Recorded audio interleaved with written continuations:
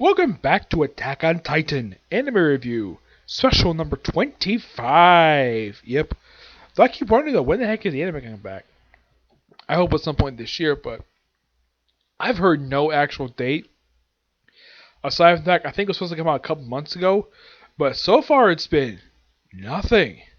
I mean, my gosh, nothing.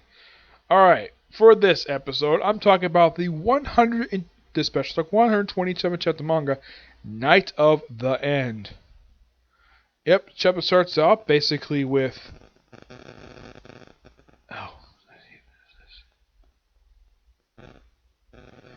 Chapter starts off, I think it's with Zeke, I think it is. I think it's Jean. Come on, thank you. Yep, where Jean's in prison. Come on, stop it. We see you basically wander on the ruins of one of the cities. And basically everyone has a meeting to discuss what to do with Eren. And one suggestion is that Mikasa kill him. It's like, okay, yeah. Mikasa, her doing it makes sense because she's got a thing for him. And, yeah. Well, from a perspective of the series, it makes sense for her to do it because she's the best one to do it. And Armin's like, nah, we shouldn't really do that. Let's figure out some way to stop him. And of course, Hodge basically is here basically discussing this. And she's still the 34th commander of the Survey Corps. And then something kind of odd happens. Then we have, like, the place get destroyed, and we have surrounded by the Survey Corps. It's probably like a flashback, people who have died. And then we cut to a campsite. We see the Jaw Titan, who was one of their allies. Yeah, he's the only Titan who actually physically appears in this chapter.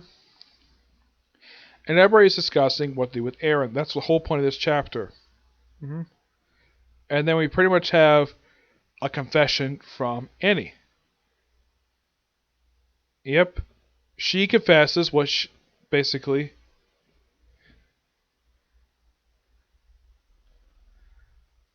Yeah, of course, but the time's like. And of course, before she confesses, she basically says she wants to stay there because her father's in Marley. Yep. And talk about basically a biplane.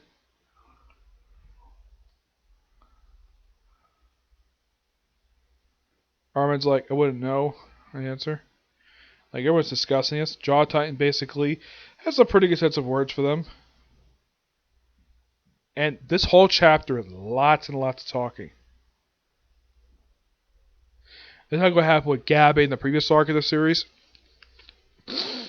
And the previous arc, where she got killed, where Sasha got killed by Gabi.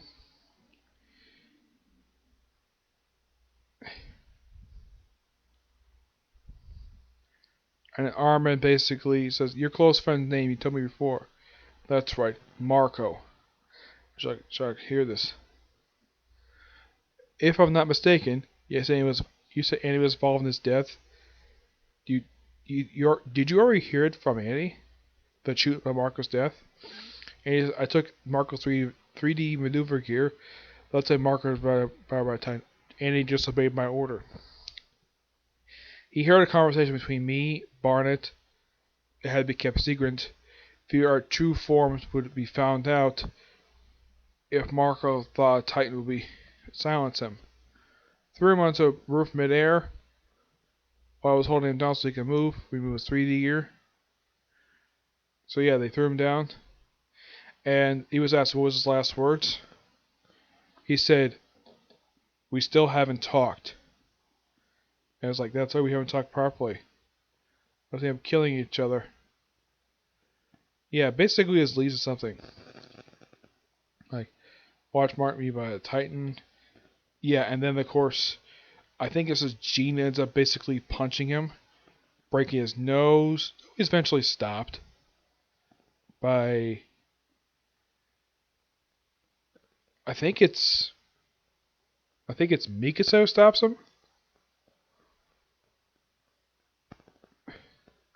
Yeah, we all want people to disappear.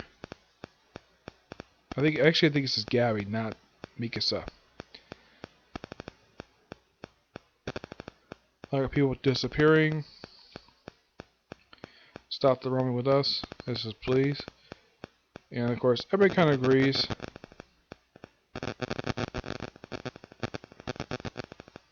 And Liam wakes up basically because he's so noisy. His only line the whole chapter. Everyone basically does lots more talking. Of course, they're sent out.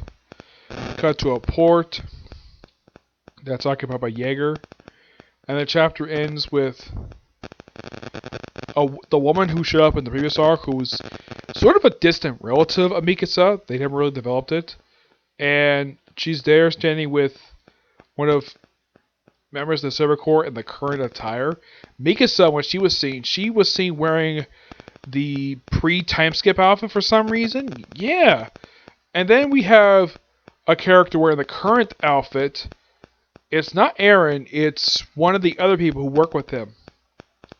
And of course, got a bunch of spears. Yep. Of course, I think it's supposed to be Marley, I think it is. I'm not really sure. Actually, this is the harbor. Yeah, that's pretty much the chapter itself. Yeah, basically setting up for pretty much the end of the series. Yeah. In the case of this chapter itself, it's mostly lots of dialogue. The only action bit of the whole chapter is Gabby beating up Reiner. That's basically it. That's the only action bit this whole chapter. The major weakness of this chapter is not much happens. Aside from the fact with lots and lots of talking. The whole book is, the whole chapter is just a bunch of exposition. And it's good for what it is, but that's the only major problem with it. It's just a bunch of exposition, basically just wanting to set up for the next chapter. I mean, it's nice to see Hodge and Mikasa in the same scene again. It's nice to see Reiner, Armin, and Annie in the same area. I mean, Annie, it's great though that that the writer finally brought her back. First time since the 6th arc of the series. Yes, it's been quite some time. Yeah, she's still similar where she was prior to. She's not like vengeful.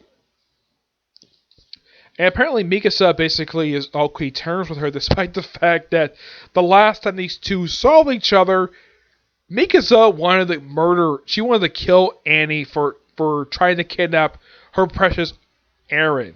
Yeah, but she's changed since the time skip. What the heck happened to her in time skip has been never explained at all. Like, what caused her to be so mopey? Yes. That's one thing about this post time skip not explained about her. Why is she and Armin so much more mopey? Armin was always so delightful and a very charming individual, basically for his intelligence. Now he's just a sappy person because he's got basically a short lifespan. Yeah, when he got the Titan powered pre-time skip, he was fine with it. He didn't have a really big problem with it. He didn't like the fact that he was chosen over Commander Erwin, but he accepted it, and he basically moved on from it. But in the case of this, he like everybody's got so much sad emotion with him.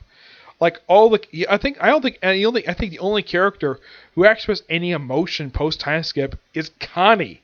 Yeah, he's the only one who actually does. He doesn't really appear in this chapter. I mean, let's say Jean. Jean expresses some emotion, not much. I would say the one character post time skip who actually expresses a good amount of emotion is Reiner. Yeah, he expressed a good amount of time emotion, and he surprisingly expressed more emotion than she was before she was hardened. Yeah, but not much else to say about this chapter. Aside from the fact it's good, but I kind of wish we had a little more development of the plot. But it's something though.